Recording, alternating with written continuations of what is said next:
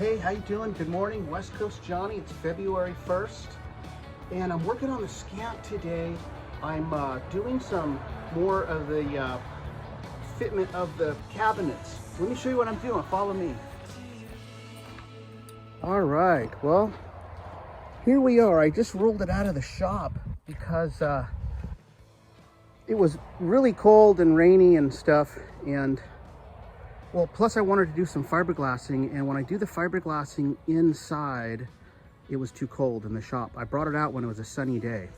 Now, see at the temperature, it's, well, believe it or not, it looks bad, but it's supposed to actually warm up today, and it's gonna be 70 degrees today and the rest of the week. So I will do some fiberglassing. But here's what I'm doing. All those are in, but they're just in temporarily, all the pieces. I had primered them after I repaired them. I don't know if you remember, but I had like a 2-inch hole here. I had an outlet here. I had some switches here. This piece was actually cut way up to here, and I brought it down about an inch. Well, so it's just, nothing is in permanently. What I'm doing is I had to clamp this one in place to get it exactly where it's supposed to be, because the floor is short. See that?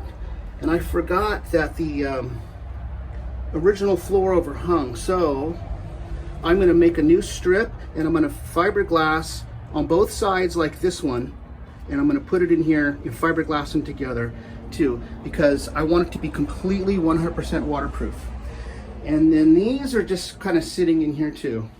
I just wanted to make sure everything was going to fit, because when we had to fiberglass this new floor to the body of the trailer itself, you know, you can see we did that all the way around.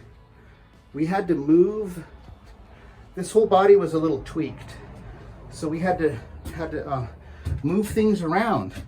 So now what I'm doing, I'm going to make some wood pieces that are going to go here, and I'm going to fiberglass them in place, so that when I set my cabinet in, I can just put some screws in from the side and not have to rivet through the body anymore. See the old holes? I'm going to fiberglass those off, because I don't want any. I had a couple leaks in this thing, and I think it was, okay, so there's a cabinet that goes up here. This rivet leaked, but what it was doing, it would run down like this, and we were feeling it down at the bottom when we moved the cushion, but we couldn't figure out where it was coming from. But it was down the elephant's skin and somehow coming out over here. So I don't want any more rivets. This trailer's 1978, so you know, it's an oldie. So that's what's going on. I'm gonna go ahead and make that bigger. I'm also making today what I'm gonna do, I'm gonna make some wood pieces that go in here that are gonna fiberglass to the body, so that this can get screwed in from the sides. And I'm gonna do it over here, and then we're gonna get this strip in real nice, and then we're going to start over on this bunk.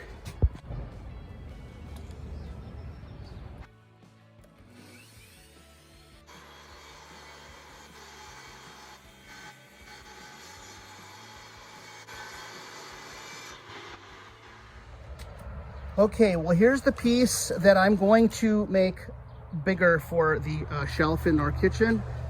But what I wanted to show you was, look, see that curve? See how that plywood's curved? It's called a crown in the lumber industry. They call it having a crown. So check this out. I have to fiberglass both sides of this, but I don't want it to be curved like that, because the Scamp floor is perfectly flat. So I'm going to show you what I'm going to do to make this thing perfectly flat while we fiberglass it, okay? And it's a perfect day to fiberglass. Okay, so what I did, I got a piece of metal This piece of metal used to be the back bumper of that Scamp trailer, but I cut it off because I'm doing something even a little different and a little better. So anyways, I drilled a hole right there, put my plywood here. See that gap right there? It's a gap right there. Well, if I, from the underside, put a screw up, it's gonna pull this down perfectly flat against the metal, at which point we're gonna go ahead and fiberglass it both sides. One side, let it dry, do the other side. So I'm gonna start on that right now. There we go, see that? Perfectly flat. Okay. So let me show you, I'm gonna go do a quick run through of the products that we're going to use to fiberglass this little strip of wood, okay? So let me show you in the cabinet what I'm going to use. Follow me. All right, so we're down in the cabinet. Here's what we're going to use for this project. We're going to use some surface seal so that when everything is hardens and it's all finished, it's not going to be extremely rough and hard to work with, okay? The other thing we're going to do is we're going to mix in our catalyst, which is MEKP, methyl ethyl ketone peroxide. Another thing we're going to need is our resin. Now, there's all kinds of resins. This is a polyester resin that is a laminating resin designed for fabricating things together. Unlike, say, a casting resin where you'd want to put things in and, you know, like for art and stuff. And then we're also going to use some acetone for a cleanup. And then we're going to use our little fiberglass for rollers. I think today we're going to use probably the biggest one right here. We're going to use this guy right here.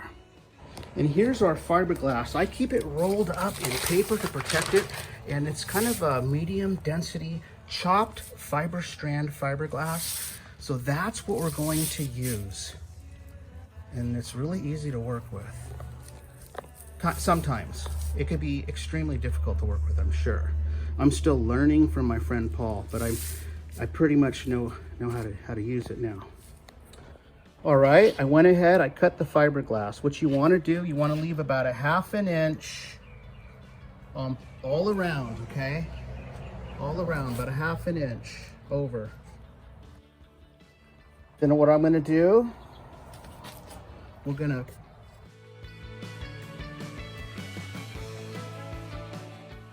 saturate our fiberglass in the resin, and then we're going to put our fiberglass on here. We're going to roll it out really nice to get all the air bubbles out. We're going to leave a 1/2 inch all around, and when it dries, we can get our little cutting tool and we can just cut that real nice. All right, here we go. So I'm going to go ahead, I'm going to mix up 6 ounces of resin. Now with 6 ounces of resin, you want to do 7 drops per ounce of the catalyst. So rather than counting, 42 drops every time you want to do this, there's a conversion you could do to milliliters. So 42 drops converted to milliliters is approximately 2.7. So this little syringe thing goes up to 3, so that's perfect. So, right, that's perfect. So 6 ounces of this, 2.7 milliliters of this. This is just, it's like 4% per volume, so it's just a few drops. I'm gonna mix it up, then I'm gonna put my respirator on, and I won't be able to talk, and I'm gonna saturate this in this little tub by kind of putting it through, and then I'm gonna put it on here, and I'm gonna start rolling it out.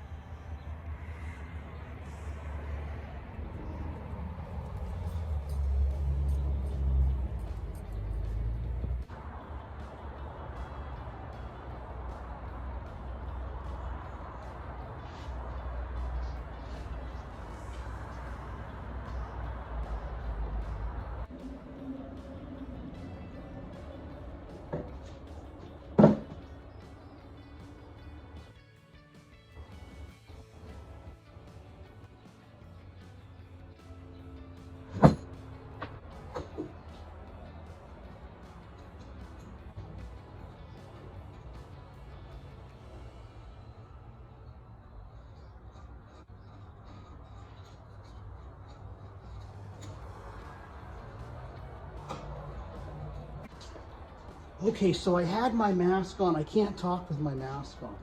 So what you basically want to do, saturate the fiberglass thoroughly, then put it on here, and then get your roller, okay? Here's what they look like. They just roll around, roll all the bubbles out. Now, the first thing I got to do right this second is clean this.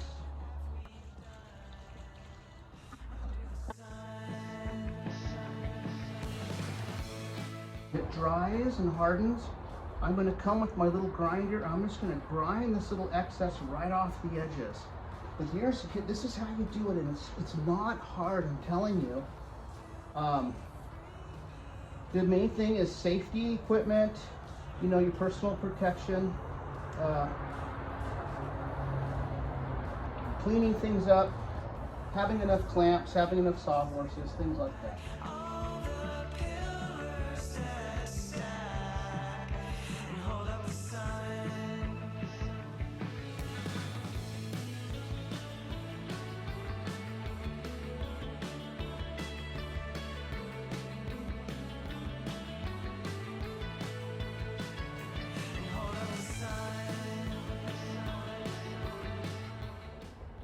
Hi, thank you so much for stopping by. I'm gonna call it an evening. It's getting dark, it's sprinkling, and I had to put some plastic up because I have the original vent. It was a 12-inch square vent with a little pull down that locked the vent open and had a screen. And I removed that because I'm putting in a new one that I got. It's got like the 3-speed. I think it's a company called Dometic, and it's the 3-speed with the reverse and all that. So there'll be a video about that. You know, this whole thing will have different videos, but this whole channel is not, even though there's going to be probably about another 100 videos for this trailer, there's going to be a little rotation once in a while because we have a lot of other things we're doing. One of the things we're doing, and let me show you this, check this out.